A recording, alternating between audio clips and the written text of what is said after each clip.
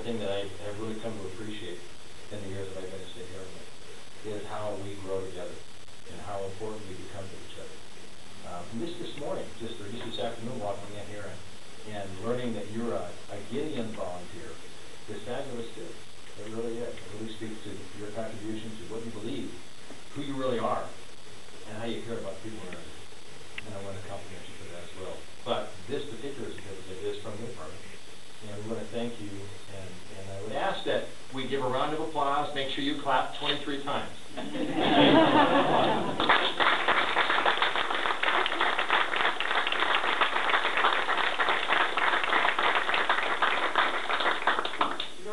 That was? A lot. And think about what you've done in the last 23 years of your life and how important this guy has been in the life and the history of this department. When you look at, it's amazing when I go back into the scrapbooks for this department and you start looking back at the history. It tends to repeat itself, and some of the mistakes we've made in the past we have made again, but it really is built on those around us. And you're going to be part of that. I think you've heard that today. Thank you for that. Thank you very, very much for that. That's one document. Sit back down. We got another one for you. This is from the governor.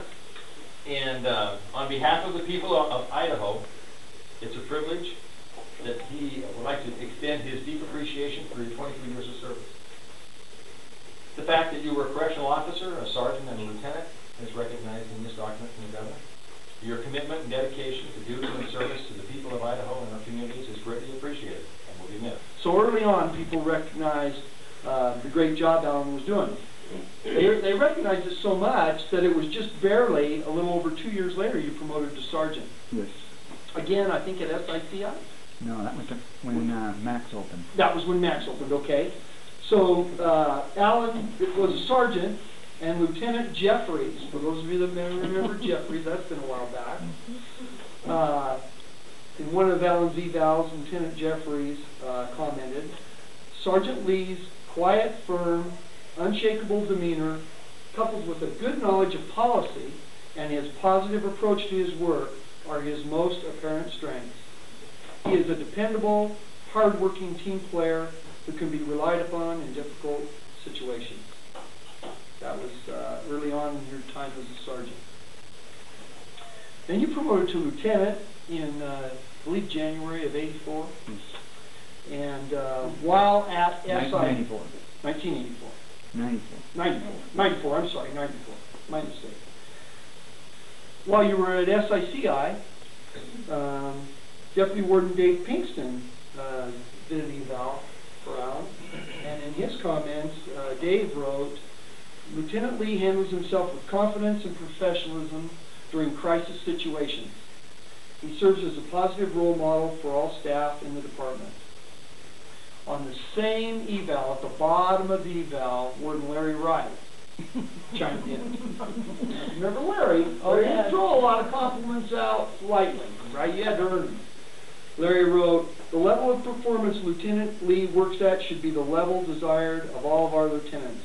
He is truly one of our best. Those are some of the voices from the past. Nothing said there surprises anybody in this room. You are truly one of, have been in your years of service with us, one of those folks that can always be depended upon. You offer more than just your service to the department. You've offered friendship to many in this room and many in the organization.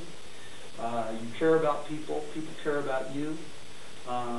And truly, you've always conducted yourself in a dependable, professional manner. You are truly a gentleman, and it was a privilege serving with you for so many of us. So that's what I'd like to say about it.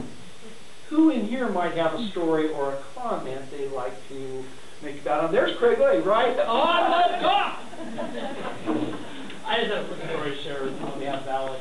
Alan's been, I've had the privilege of working with him for a short amount of time here. And one of the first contacts I had was as a timer case manager, working the process of getting work applications funneled to Lieutenant Lee to ultimately affect pretty much all the staff for this facility. It's a daunting task, and when we came into this, Mike said, I need you guys to come up with a process and get on top of that quickly. to the tune of sometimes 80 to 150 applications a week. We kind of built this thing from the ground up, and I tend to be a pretty jovial person. I was really at my wit's end in this process, and one of the things that I think most people see about me is I just run from point to point constantly. And sometimes I need to be told to just sit down and enjoy in front of me. And I think the mark of a good manager will always be what they show you first and voice second, and that is what Alan Lee will always be to me. I was able to bring in a stack of these things, just gobs of them, frustrated after spending hours what seemed like to process these, to get the workers to people like Joyce, who's here in a timely manner. And I just always felt like there was this constant pressure to do that. And I remember coming into Alan's office one day, and I was pretty hot about something. And I said, I've got 50 or 60 more of them. And he says, you know what, I'll make a spot for you on my desk. And his desk was covered with my work. I mean, there was not a spot. And he just kind of took his fingers and moved the whole corner aside. And he said, why don't you just put them right there and sit down and have some coffee. That's one of the first times I actually talked to him, and that's where I understood why he's a prominent manager and why he will be missed here. So thank you. Me back into the slower pace of civilian life versus what I was used to serving over in Afghanistan. So that was really, really awesome. The other thing is we share the same name, and I often, anytime I'm speaking with him, I call him Alan. And he usually gets a little touchy with me and says, you can call me Al. I said, no, that's my name. So I don't have to worry about that.